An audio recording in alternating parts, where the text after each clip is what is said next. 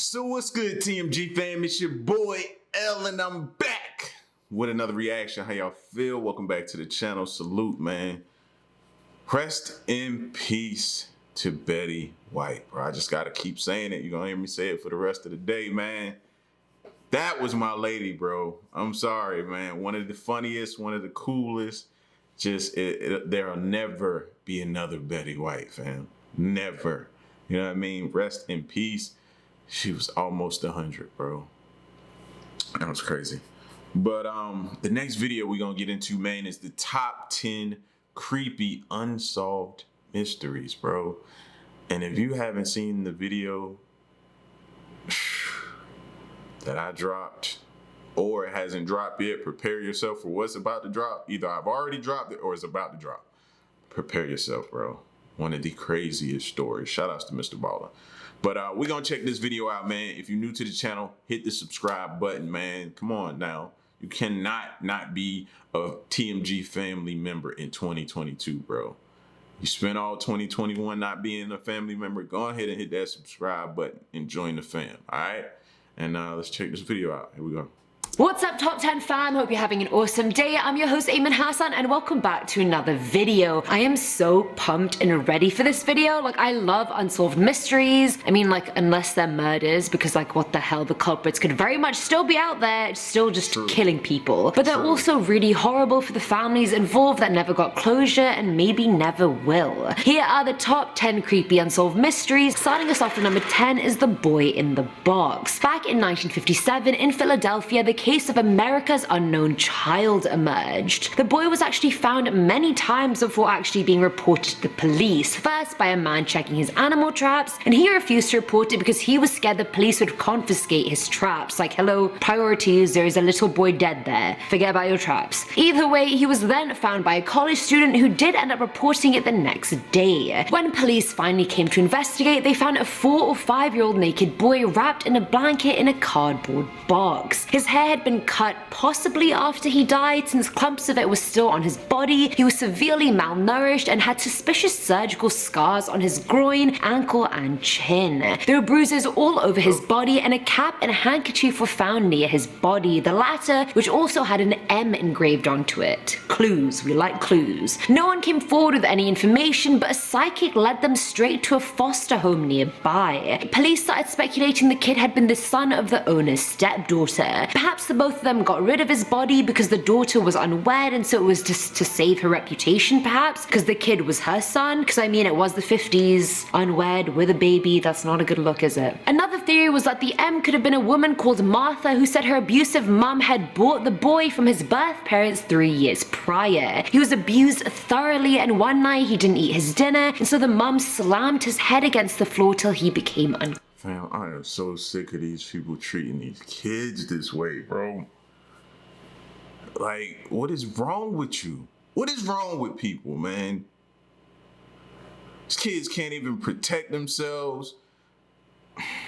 That pisses me off. She then gave him a bath, during which he died. Martha said she helped her mum dump the body, yet Martha herself had a history of mental illness, so it was hard to believe her story or whether it was even real or if it even happened. So really, we just will never know what happened to the boy in the box. Coming in at number 9. I'm about to be in like wanting people to start having to go through thorough tests to be able to have kids, bro.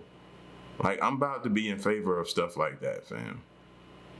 It's ridiculous. Not everybody just needs to have children. Not everybody needs to have them. 9 is the incident at Dyatlov Pass. So back in February of 1959, 9 ski hikers went on a trip in the Ural Mountains of present-day Russia. On their last night, they had set up camp near a slope and had had dinner before going to bed. It was a routine trip, yet the group never arrived at their final destination, and their fate was never solved. A rescue party was sent out on the 26th, and they managed to find the group's tent. It had somehow been ripped open from the inside, and the outside of it had footprints everywhere. Some were wearing socks, others were wearing a single shoe, some weren't wearing any shoes at all in the freezing weather, which was just suspicious. The party followed the prints, which led them into finding the first two bodies. Both were only wearing underwear, and that's literally it. No shoes, no jacket, nothing. Initially, medics thought the cause of death was hypothermia, but as the remaining 7 bodies were found over the next few months, hypothermia just started to make less and less sense. One autopsy showed evidence of blunt force trauma like you'd have in a brutal assault. The person's skull was just completely fractured. 2 of the other bodies had major chest fractures, and to put it into perspective, to cause someone that much damage, the impact would have had to be equivalent to that of a car crash. That is a lot of impact. A lot of damage. Now, the 3 bodies had no external wounds to explain their fractured bones, so how did it happen? One of the bodies with the fractured chest was also missing her tongue, eyes, and lips. Another body just had a really high level of radiation on their clothes, whilst the rest of the group did actually die of hypothermia. But the reason what rushed the group out of their tents inadequately dressed that morning remains a mystery. Speculations include some kind of UFO attack, an attack from the indigenous Mansi people, and maybe even a military test gone wrong. Who knows? At number 8, we have the Satanic Beheading. Now, back in Feb of 1981, Leroy Carter Jr. was walking through Golden Gate Park looking for a place to sleep. He found a spot near Alvord Lake, got his sleeping bag out, and just hit the hay. The next day, police found Carter's body dead, but there was one thing that made his death stand out, and that was he was decapitated. That feature pointed to a ritual or some voodoo being involved in his death, but background investigation into his life showed no links to the occult whatsoever. His neck was sliced through cleanly, and a chicken wing and 2 corn cobs were found stuffed into his neck. Around his body, police found the mutilated remains of multiple dead chickens, so a ritualistic sacrifice was all they could think of. After consulting an expert, their theories pointed towards Santeria, which is an Afro-Caribbean religion based on Yoruba traditions and beliefs. Sacrifice plays a major role in their religion, but most rituals involve chickens, not humans, but some See, and that's stuff we don't readily think about. We don't see it often, so we don't think about it. Don't see it often, so you don't think about it. But then we love to travel. Do you know the places that you're traveling if stuff like this takes place, and where? So you could kind of avoid being in those areas? Do you ever stop and think about that? No, we don't. We live in our little bubble. We live in our bubble. We live in our bubble. And nothing, it's just beautiful, pretty skies in our bubble, man, and low crime, no crime, nothing happens. Bro, you gotta start thinking about this type of stuff, fam. You see how often this type of stuff happens? Just because you don't hear about it don't mean it don't happen, fam. We gotta be more careful. Underground sects still seek out human victims. After research, investigators figured that the killer had to be back 42 days later to place the head back, and so forces staked out the park as the day approached, yet the killer managed to come and go without being detected. The ritual complete, the culprit was never found, and Leroy's murder was never solved. Filling at number 7 slot are the Salish foot discoveries. This one is just so weird, I don't even get how we haven't figured it out yet, but since the summer of 2007 till now, people have found a total of 20 detached human feet on the coast of the Salish Sea. A Canadian officer claimed that foul play had been ruled out and that the feet must be from either people killed in accidents or by suicide because all the feet had detached via normal decomposition process. Most of the feet were found actually wearing sneakers, which kept them floating and relatively preserved. After the 5th foot was found, the incident started getting a lot more international media attention because, I mean, it's just plain weird. The latest foot that was found was on the 1st of January this year, and they actually did a DNA test and identified the man to have been missing since 2016. So I mean, here's the deal, we're finding a bunch of feet, we don't really know if foul play was involved or not every time, and I suspect we're just gonna continue finding these feet, and that's gonna be that. Now at number 6 is the story of Pauline Piccard. Back in April of 1922, 2-year-old Pauline disappeared from her family farm in France. After search parties yielded no results, Pauline's parents were still hopeful they'd find their baby girl, and they did, or so they thought. Weeks later, a girl matching Pauline's description was seen in Cherbourg, and her mother identified her and went to get her. But after spending 2 hours with Pauline, the parents realized the girl looked exactly like their daughter, but she wasn't her. She didn't recognize her parents, nor did she she behaved like Pauline. Either way, they still took her home, hoping her memories would return and maybe this was just amnesia. Whoa, time out. You just don't be, no. If you got any doubts, you don't put this person in your house yet. No, it's gotta be somewhere y'all can go until you figure out, you know what I mean? But no, you don't do that. You don't take them back home and just assume that they'll figure it out. Y'all will figure it out. No, that's a good way to end up dead. When she got home, even her siblings recognized her as Pauline, and no one was really talking about the fact she was found 200 miles away from her house and how the hell she got there. Like, are we just not gonna talk about that? Elephant in the room much. Either way, Pauline didn't even speak in her native dialect, but as time went on, the parents said she was becoming herself again. But the good news ended quickly because fast forward a month, a cyclist found a body of a little girl near the family's farm, and it was in bad shape. Decomposed as hell, and the hands, feet, and head were all missing, and next to the body was a folded outfit. Pauline's mum recognized the clothes as being the same ones Pauline wore the day she went missing, and the location the body was found was searched many who is this at the house now? times previously, indicating the body had been left there quite recently. Near her body was an adult male head, which clearly did not belong to the decomposed body. So we literally have an imposter girl living on the farm now who isn't Pauline but could be her doppelganger. We have actual Pauline dead near the farm, and we have a random male head. Like, what is happening at this point? How has none of this been solved? Like, where's Pauline? Who is this twin Pauline? Pauline! Coming in at number 5 are the And you hear stories about people saying that they realized that wasn't their daughter or son, and this person is actually pretending to be them. The person is actually a grown adult.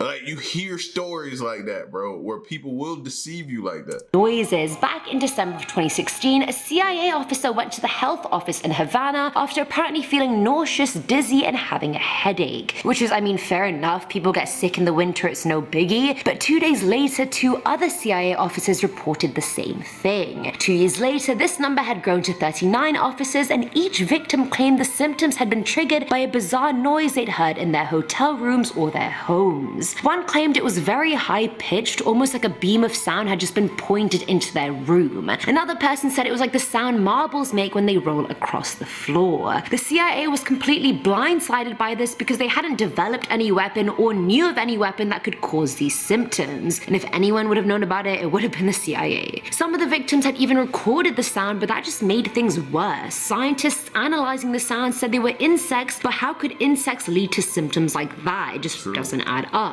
In May of last year, an American worker posted in the US consulate in China was diagnosed with the same thing, so no one knows what's happening, but CIA agents are dropping like flies, which may not even be a bad thing. They have done some pretty messed up throughout the years, just saying. At number 4 is the Tunguska Event, and I'm pretty sure I said that wrong, I'm sorry. So back in 1908, 770 square miles of forest in Siberia was just spontaneously flattened by some explosion of some kind, except there was no evidence of an explosion and absolutely no witnesses. Scientists called it the largest impact event in history, and an impact event is basically an impact between 2 astronomical objects, aka an asteroid and the Earth. Except with an impact event, there's usually an impact crater, which there wasn't. Scientists have only been able to speculate what happened, like maybe an asteroid exploded over the Earth, not on it, and the resulting explosion was just the after effect. Maybe it was the airburst of a meteoroid, we literally have no clue. There were just a bunch of forests that got flattened, and we're just gonna leave it at that, apparently.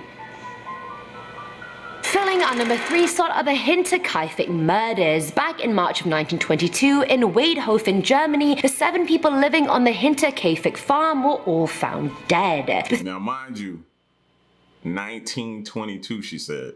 Who else was born 1922? Betty White. Rest in peace, Betty. But think about that, bro.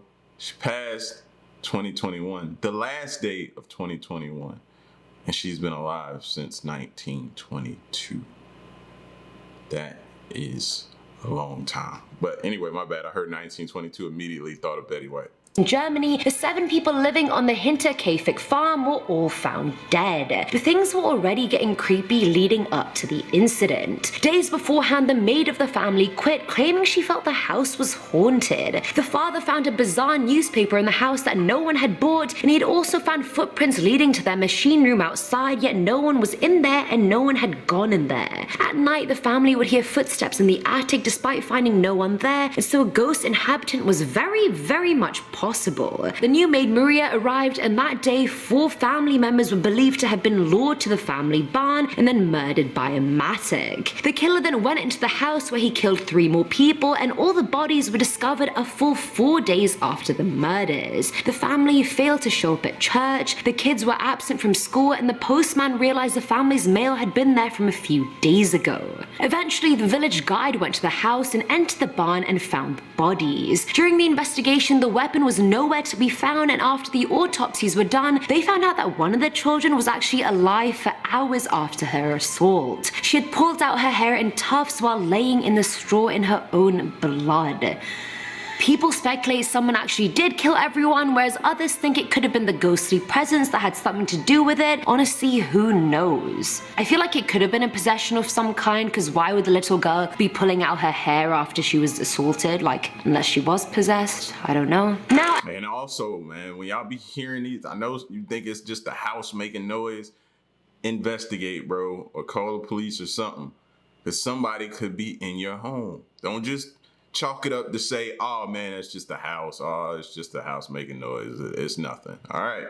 Don't do that. And number 2 are the Circleville Letters. At the end of the 1700s, the citizens of Circleville, Ohio were under attack by a serial author. Locals around town started getting anonymous letters filled with intimate details about their lives and how the author was supposedly watching them. The worst victim of this was a woman called Mary Giuseppe. She was the bus driver of one of the schools and was having an affair with the superintendent. The letter said things like, "I know where you live, I can hurt your children," and soon after, Mary's husband Ron even got a letter about it, and soon the whole town was rife with rumors. 2 weeks later, she got another letter saying she'd done nothing since the last one and that she had to inform the school board, otherwise the author would expose her on CBS and etc. Why are they going to that much effort to expose her? I don't understand. The letters then stopped till Ron got a call which infuriated him so much he left the house with a gun, got into his car and never came back. His car was found crashed into a tree, Ron was dead and the gun had been fired, yet the receiver of that bullet is still a mystery. Mary and the superintendent ended up getting married later on, and the writer was hell-bent on embarrassing her by posting signs and posters of it all around town. Like, this guy really has it for her. One time she got so frustrated she went to rip off a poster and found it attached to a string, which she followed and was led to a box with a gun pointing right at her. The gun got traced to her brother-in-law Paul, and he was put in jail for being the writer. Case closed, everyone in town breathed a sigh of relief now that the guy had been caught, yet while he was in jail, Paul received his own letter, and nothing's been solved ever since. And finally, at number 1, What